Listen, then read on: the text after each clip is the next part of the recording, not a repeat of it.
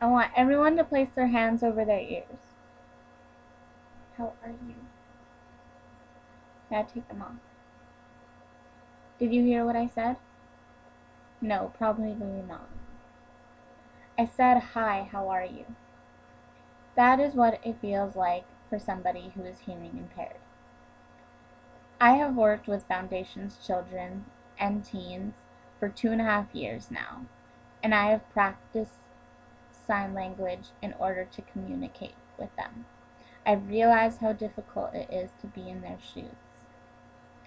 I think it's really important for everybody to realize how difficult it is to be in their shoes. For a little knowledge about this, you must understand their lifestyle, both emotionally and physically. First, let's understand the emotional part.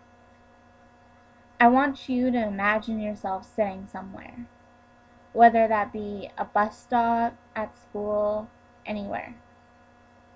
Imagine someone coming up to you and saying, hi, how are you? But you heard nothing. Or perhaps you weren't able to answer that. For hearing impaired and nonverbal individuals, this is everyday life. They don't get that luxury of being friendly with just anybody. They feel like they live in this small bubble where they only get to talk to people in the same boat. So what if the roles switched? Imagine you're the one walking up and saying hi, and you didn't get a response. That would feel pretty bad. But imagine if you knew how to say it in sign language. How good that would feel. For you and the other person. Well, I'm going to teach you. So few people are educated in sign language. And that's mostly because a lot of people misunderstand the fact that they don't need to be fluent. They can know something as simple as, hi, how are you? And that's perfect. People that are hearing impaired or nonverbal just want to feel like they can say hello to us. Now, hello is simple. You just wave like this. How are you? Well, you make a position of thumbs up. Now put your fists together, like this. Now glide them together, your right hand going forward and your left going back, like that. Finally, you point at the person you're talking to. So, altogether, it's, how are you? Hi. How are you? How are you? Now, I want to show you how to answer that question.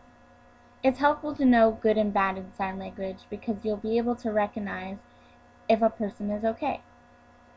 It's hard for hearing impaired or nonverbal individuals to express themselves if they need help sometimes.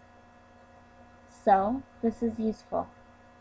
First off, I'll show you how to say good. You take your hand like this, place your fingers on your chin, have this hand here, and then you drop your arm. So the back of your hand is going to touch the front of this hand, like that. I'm good. Now bad is the exact same motion, except for bad, you want your two fronts to touch each other.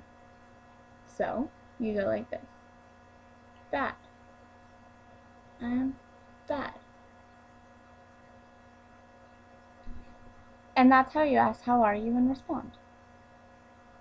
So in conclusion, you now have an idea of life for those hearing impaired as well as nonverbal. Alright, everyone put your hands over your ears again.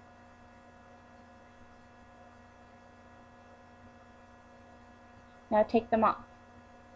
Did you understand me? Yeah. That's what it feels like for somebody. That's what it feels like for them.